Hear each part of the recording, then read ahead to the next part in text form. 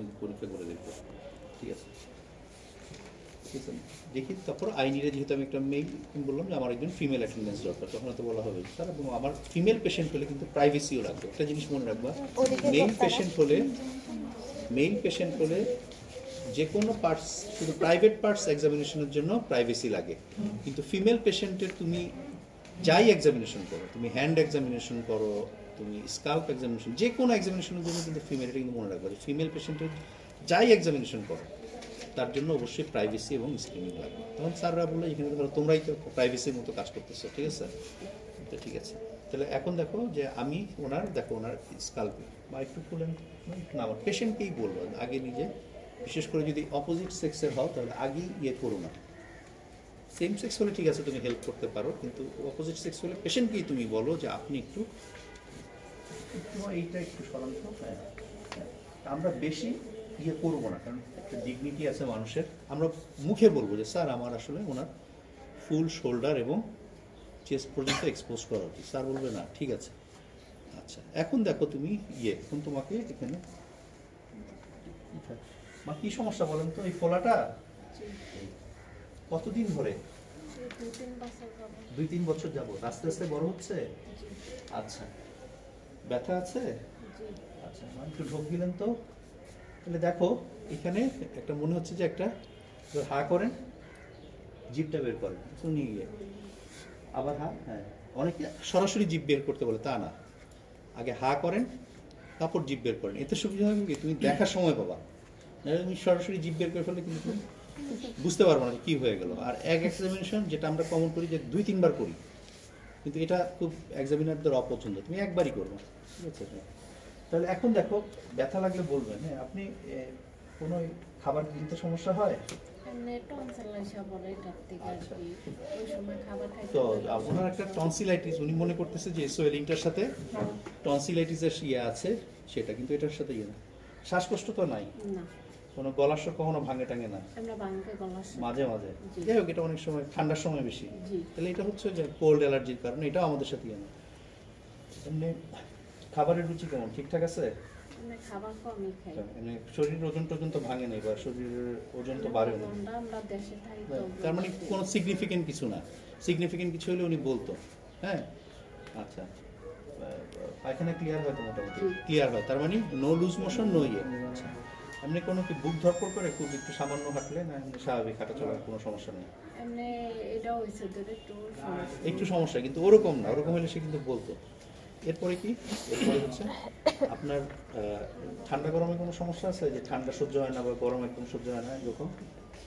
ঠান্ডার মধ্যেও থাকতে পারি না, বেশি গরম থাকে, তার মানে এটাও কোনো ওনার দুইটারই সমস্যা, তার মানে সেটাতে কোনো সমস্যা না। আচ্ছা, মাসিক ঠিকঠাক মতো হয় মা?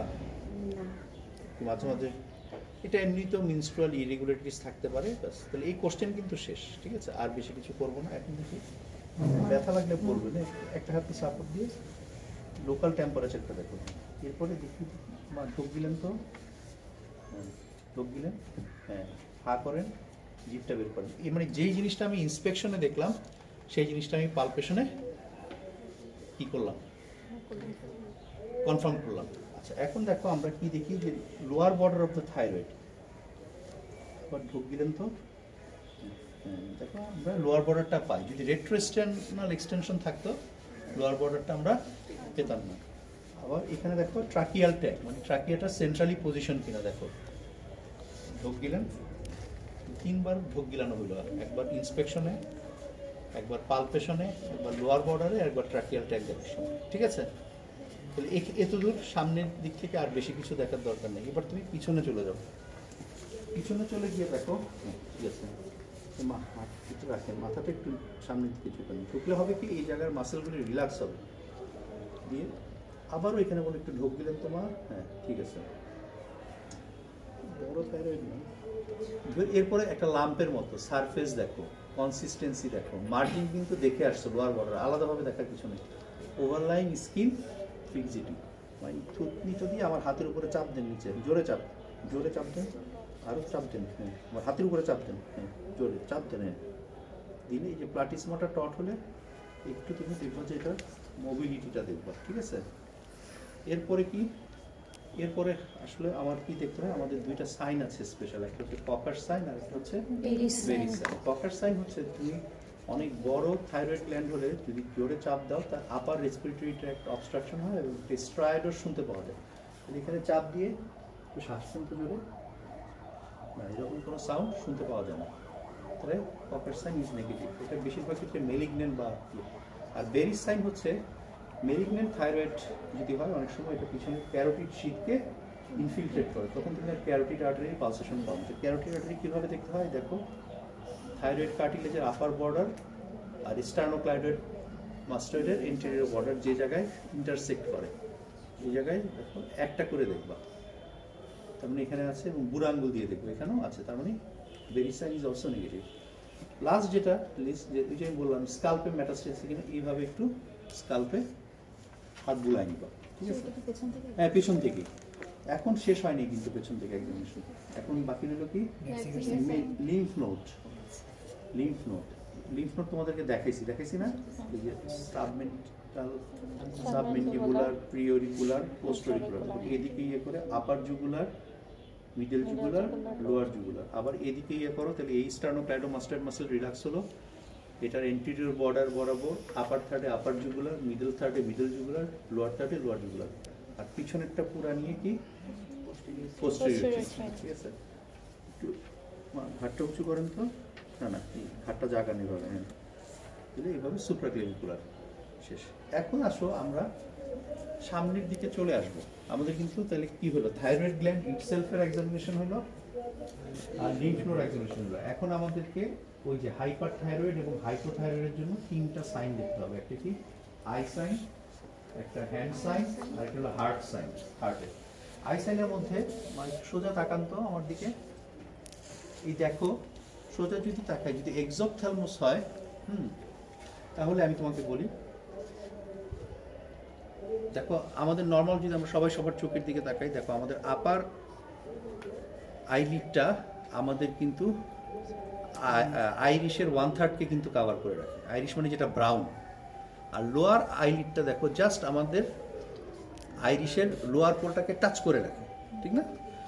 যার এক্সোপথ্যালমাস থাকবে তার কভার তো করবেই না, একদম আরো উপরে উঠে যাবে এবং আপার হোয়াইট অফ দ্য স্ক্লেরাটা দেখা যাবে, লোয়ার হোয়াইট অফ দ্য স্ক্লেরাটাও দেখা যাবে, কারণ এটা তো আইবলটা তো প্রোট্রুড হয়ে যাবে, মানে আইলিড তাকে কভার করে রাখতে পারবে না। মানে in এক্সোপথ্যালমাস both upper white of the sclera and lower white of the sclera would be কি exposed. আর লিড রিট্রাকশনে কি হয়, আপার লিডটা রিট্রাক্ট হয়, লোয়ার লিড ঠিক আছে, এখানে শুধু আপার লিডটাই মনে হচ্ছে আপার হোয়াইট অফ দ্য স্ক্লেরাটা ভিজিবল হয়। এটার কারণ কি তোমরা পড়বা যে আমাদের এক্সটার্নাল পড়ছো না, nerve supply of external ocular muscle, এটা তো পড়ছো যে cranial nerve, abducens nerve, 6 nerve, SO4 6, ঠিক আছে। কিন্তু এখানে কিছু ইন্ট্রিনসিক মাসেলস অফ মানে ইন্ট্রিনসিক ওকুলার মাসেল থাকে, যেগুলির সাপ্লাইগুলো আসলে সিম্প্যাথেটিক।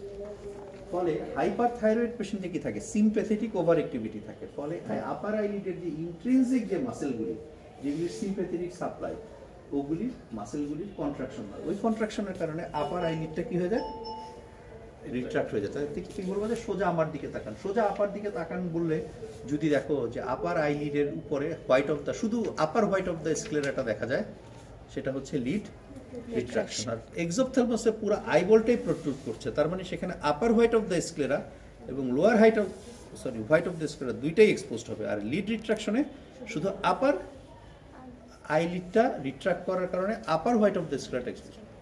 এবার আসলে লিড ল্যাগ মানে পিছনে পড়ে যাওয়া। লিড ল্যাগের মানে হচ্ছে the lead lags behind the eyeball, মানে আইবল যে পেইসে দৌড়াচ্ছে লিড সেই পেইসে দৌড়াতে পারছে না। এটার ক্ষেত্রে কি দেখেন তো,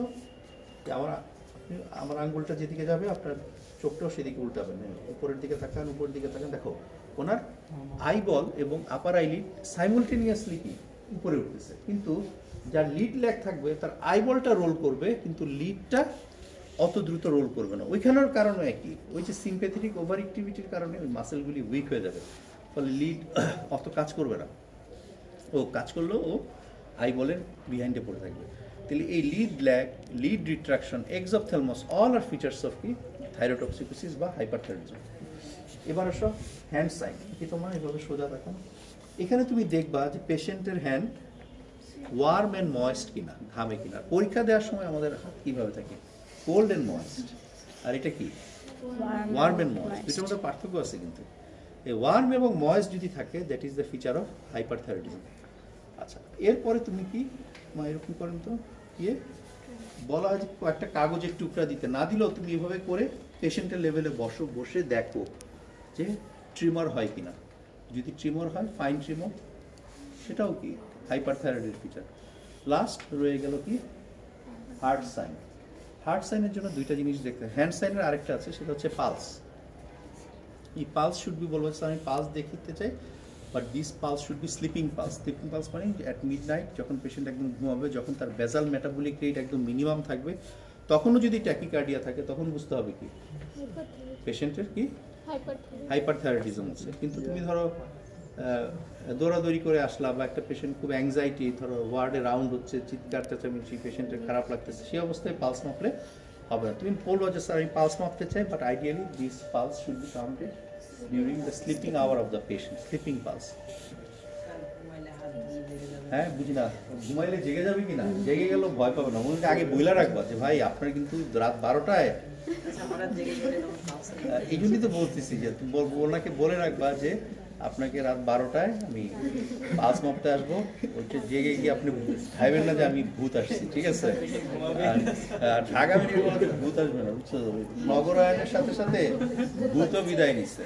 ভূত তার থাকা শহর না, ঢাকা শহরে এখন দেখবা এখন কাকও নাই, কিন্তু কাক দেখো, আমি কিন্তু এখন কাক দেখি না। আগে যেই পরিমাণে 5-6 বছর আগেও যেই কাক ছিল, এখানে হয়তো দেখতে পারো, এখানে আশেপাশে অনেক গাছপালা আছে, তো গাছপালা কাটার কারণে এখন কাকও নাই। ভূত তো ভূত আগে লেগে গেছে, বুঝছো? তো last but not the least হচ্ছে হার্ট সাইন। তা হার্ট সাইন করার জন্য কি লাগবে? স্টেথোস্কোপ লাগবে। এবং আমি প্রেটি শিওর তোমাদের কারো কাছে স্টেথোস্কোপ নাই। এটা তো কি বলো মতিন, মতিনকে কার জানি আছে বললা, তোমার কি নাম বলবা, এটা নিবা, নেওয়ার পরে স্যার বলবে যে দরকার নেই, কিন্তু তারপর যদি দরকার হয় তাহলে জাস্ট দিয়ে কিছুই না, ওনার এখানে জাস্ট চেস্টে অ্যাপেক্স অফ দ্য হার্টবিটে গিয়ে তুমি দেখবা যে কোনো ইয়ে আছে কিনা, ঠিক আছে? তাহলে দিস ইজ, তাহলে এই পেশেন্টটায় দেখো, এটা অত প্রমিনেন্ট না, এইখানে একটু জাস্ট সবাই 5 সেকেন্ড সময় দিব, একজন একজন করে আসো।